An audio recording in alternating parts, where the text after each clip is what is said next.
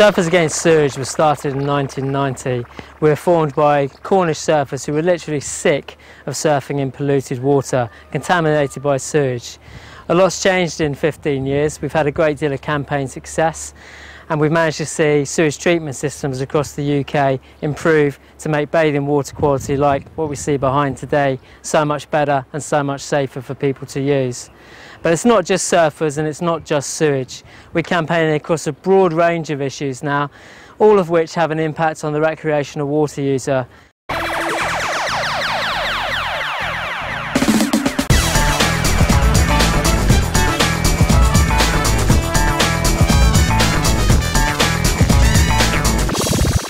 Behind me here we have a typical example of a middle-of-the-road sewage treatment option that's only been treated at secondary level, and as you can see there's a visible sewage slick there today.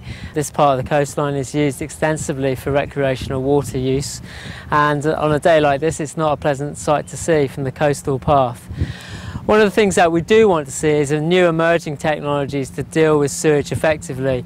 Things like reed beds, for example, for smaller resorts. We also want to see more use of microfiltration. And of course, resorts like Brighton embracing ultraviolet light disinfection when they lag behind so many other seaside resorts across the country. One of the key issues for us as well is climate change, and with climate change we're seeing emerging new weather patterns amongst the UK, which is putting pressure on our sewage treatment works. As a result of that pressure, we're finding that heavy rainfall is having an impact on bathing water quality, and we're seeing more pollution incidents as a result of heavy rainfall.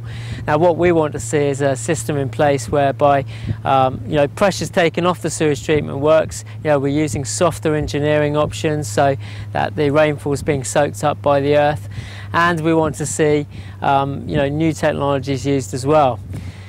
In addition, we want to make sure that water companies, for example, are prosecuted for polluting the ocean.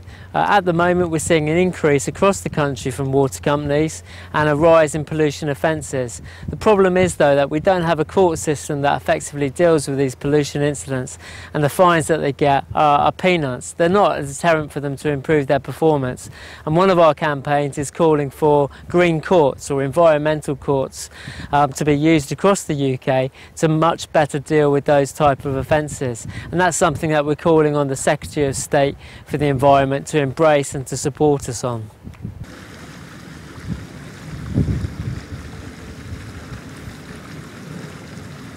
This is a combined sewer and stormwater overflow, or CSO.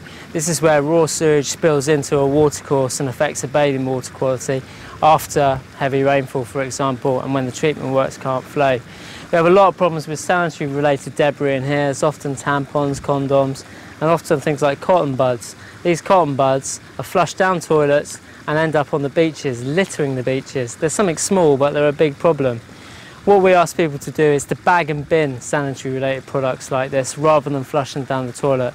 They cause problems, they blockage in the sewage treatment works, and they can cause problems on the beaches in terms of being littering them. So don't put them down the toilets, bag them and bin up.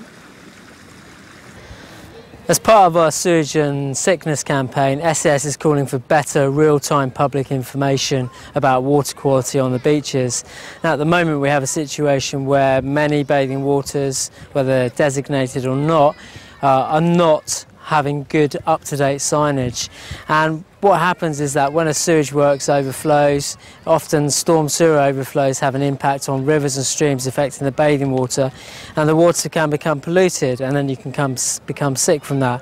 What we're asking local authorities in particular to do is actually tell people, give them more information about the bathing water that they're at. For example, this sign here has a caution notice. During periods of heavy rain, the Red River may become polluted. That does give the information there that people require to make them stay away from the river after heavy rainfall. And that's something that we'd like to see right across the UK. In fact, Scotland are already doing a fantastic job. They have motorway style signs actually giving real-time information there and then about water quality for that day. Now whilst that isn't going to be practical for everyone, a simple sign that warns where there may be a bathing water risk should be employed, and then temporary signage getting people away and out of the water if a pollution incident is having a big impact. It's a busy beach day down here today. Lots of people are enjoying the beach for recreation, for swimming, for surfing, for bodyboarding. What we want to see is that the health of those people using that water is protected and safeguarded through European water legislation. And we're campaigning for tighter water quality standards to be used to reduce the risk of falling sick. We've taken our campaigns to the streets of Brussels. We've delivered suffragettes there. We've also taken our campaigns to the House of Commons in London, delivering a hospital bed and surfer in there to highlight the practice of falling sick in polluted water. It's time the European Union institutions woke up, and it's time that they got behind campaigns to support SAS.